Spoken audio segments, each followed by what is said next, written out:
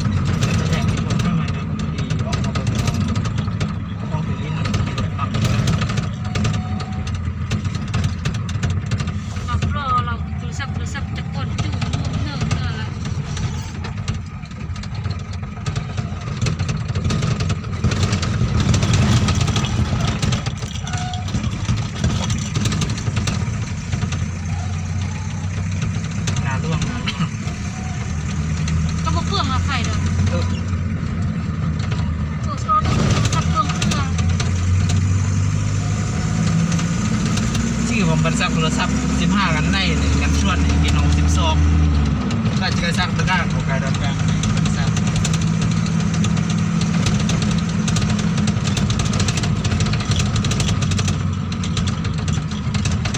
รเมียเราเจอจนแกะกิเลียนติดกับเมย์สังเกตอินเตอร์เราจะบอกดูกุดกล้องหัวมั่วดูเวทง่ายนี่ก็บ้านย่าเลยครับย่าบ้านย่าเลยนะมือร้อยเลยตัวซ้ำนั่นหน้าเลยจะมือในลิ้นหมดมันแล้วนะจะมือน้องไม่กลิ้นแล้วสิได้กลุ่มสมัครจุกันนี่เนาะเดโทรศัพท์นะบทงานบททับแล้วมึงไปรู้จักเขาแล้วนะน้อยยัดดำกางยัดแดงเลยพี่น้องสุกนอติดตลอดโทรศัพท์4 เซนตัวละ5 เซนตัว3,500,000เพื่อนมันแมน4 เซนมันจะล้านนี่แบบล้านปลายล้านลองแกะพวกกระพงเลยล้าน4ประมาณล้าน4ล้าน5นี่แหละกระเป๋าเฮงนะพวกสภาพมันมีแต่คู่นี้ซื่อ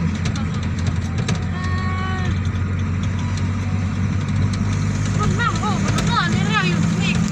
สีส้มมันนี่นะสีนี่แต่โอ้แบบนี้เนี่ยบ้ากับมันดิแต่บอกอันมันหนักกว่านี้อะไรของจีนของก๊อฟเนี่ยโดน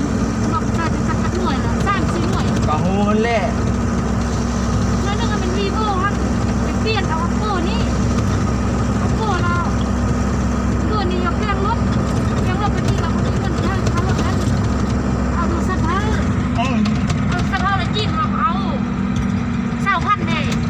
จีนเราเอาแยกที่มันสับพอดีนี่เราเขาสร้างแปลงรถนั้น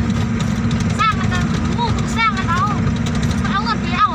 มาเลย2-3 มือตัวเอามาได้แล้วก็มีแซ่บจังสุด2 เดือนจริงเลยพูดแล้วบัวจ้องเมืองปากเปลือกก็สั่งมาพี่โบ้มันคือคนอีกเก่าเด้เปลี่ยนมาจ่อ2 เครื่องแล้วแต่ที่สร้างมันพอดีเราปาเลยเราไปเปลี่ยนเอาเป็นโต้ฮั่นจ้องเมืองปากเปลือกบัวจ้องโทรศัพท์นี่เรียบได้ปิ๊กมันเรื่องที่ปิ๊กรถมันเยอะนั่งขี่ปิ๊กนั่งตะเด็กตะก้อยเป็นราปิ๊กอันนี้ที่โอ้เนี่ยเดี๋ยวก็สั่งจ้องมือในจ้าเมียเบียดตลอดมันตะกางด่ามากแงะจะเปลี่ยนเป็นอะไรเปลี่ยนราปิ๊กเลยพวกกลางเนี่ยรอเมียเพื่อนชอบเป็นรถมือสองเราติดลงมากตามเอกสารครบอะไรกันนี่เว็บแค่4 ล้านปลายกะ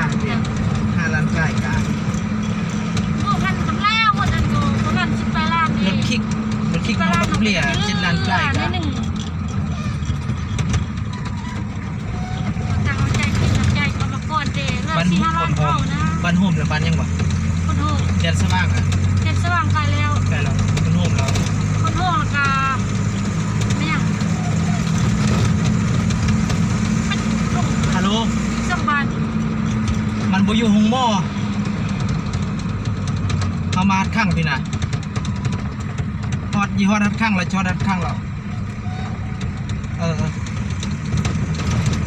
เออเออเออเออเป็นมันเป็นตั้มขึ้นเลยลมเองน่ะเบิ้งแม่ขนาดมันลมยังตัวเพราะว่ามันอยู่หม้ออีกกับเบิ้งเอาฮะความมันเข้าฮัดข้างเขาว่ามันบริแวะเลยมันน่าจะขึ้นไปหาไอ้เจออยู่ห้วยเลื่อนมันได้ยินมันจมตลอดเลยไปหาเจอไฟเครื่องเอาอะไรเห็นแล้วตั้งรถจักรมาสั่นรถจักรเป้เลยขี่บ่ได้เบื้องก้อนคันรถขึ้นไปบ่ได้เขาก็บอกขึ้นบ่อยู่เทิงคุณน้อยเลิ่นคุณบ่อยู่เขาใส่50,000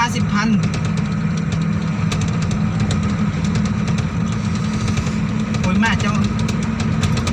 บูฮูเด้ฟาวโพดบูฮูมีน้ำมันเติมเจ้าเงินสิได้เติมโอ้ทางบางทีคนมันเจ็บนี่มาท่าพ่อท่ามผ้าใกล้พลโฮมอ่ะ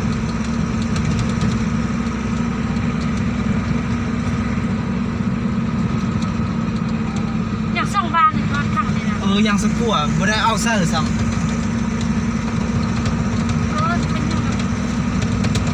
เป็นอะไรดีบ่มันเล่แล้วก็บ้านนั้นมันแลสิวิไล